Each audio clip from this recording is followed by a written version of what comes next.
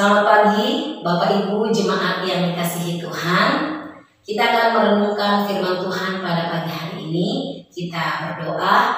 Allah yang Maha Kasih, kami bersyukur untuk nafas hidup yang terus Tuhan percayakan di dalam kehidupan kami. Sebentar ya Tuhan, kami mau membaca, merenungkan firman-Mu. Biarlah kiranya kami boleh terus diingatkan akan kasih pengorbanan-Mu yang begitu besar di dalam kehidupan kami. Berfirmanlah kepada kami Tuhan, kami siap mendengarkannya. Demi Kristus kami memohon. Amin. Ya Bapak Ibu, pembacaan firman Tuhan kita pada pagi hari ini terambil dari surat Ibrani, pasalnya yang ke-9, ayat yang ke-11 hingga ayatnya yang ke-15.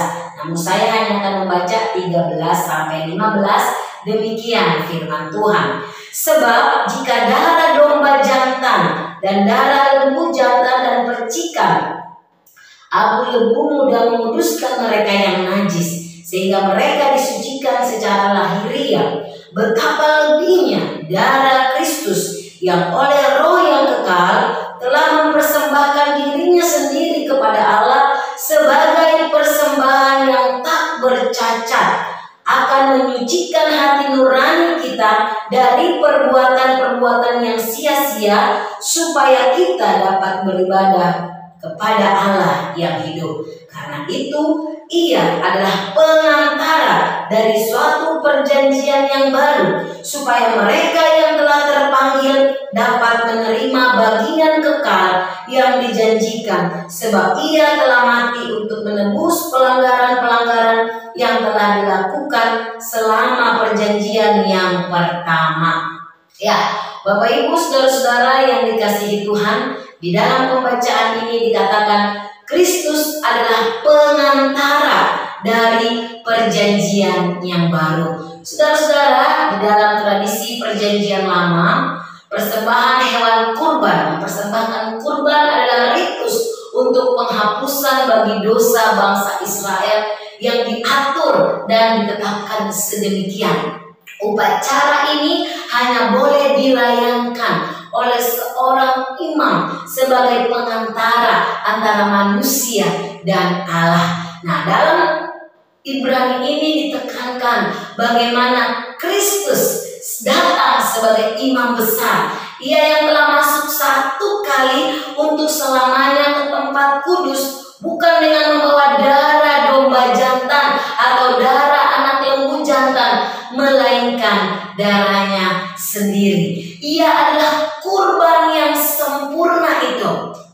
Yesus Kristus sendiri yang menjadi pengantara antara manusia dengan Allah. Saudara-saudara yang dikasihi Tuhan, kita memperhatikan di sini bagaimana pengorbanan Kristus di atas kayu salib untuk menebus manusia yang berdosa. Sempurna satu kali.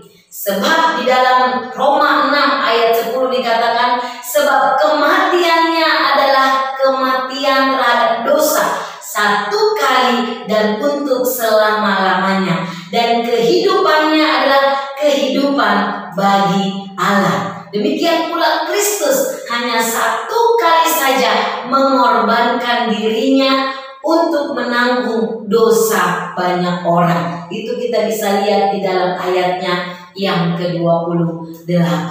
Saudara-saudara yang dikasihi Tuhan, darah yang mahal. Sebab kita tahu kita ditebus dengan darah yang mahal. Yesus menjadi pengantara kita yang sempurna kepada Allah. Nah, pertanyaannya untuk kita adalah bagaimana respon kita? Harusnya kita memiliki respon, kita bertobat. Kita mengakui akan segala dosa-dosa kita dan kita datang kepada Tuhan. Kita datang kepada Tuhan, kita percaya kepada Tuhan. Percaya sungguh-sungguh kepada Yesus Kristus karena Dia sudah mati di atas kayu salib untuk menebus akan dosa-dosa kita. Dan biarlah kita hendaknya hidup dalam kekudusan, dalam perkataan, dalam pikiran, dalam perbuatan. Biarlah dalam minggu-minggu Pasca kita akan masuk ke dalam Jumat Agung ini ada satu perenungan di dalam diri kita. Oleh karena kasih Yesus yang begitu besar, Dia mati untuk kita supaya kita memiliki hidup yang kekal. Biarlah ini terus mengingatkan kita betapa kita berharga, betapa kita dikasihi oleh Yesus Kristus. Firman Tuhan memberkati setiap kita.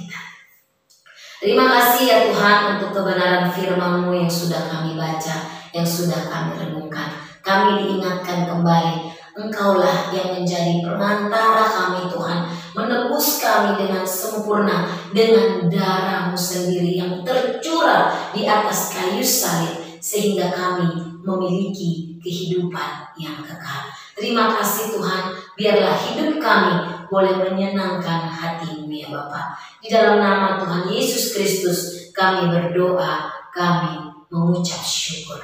Amin.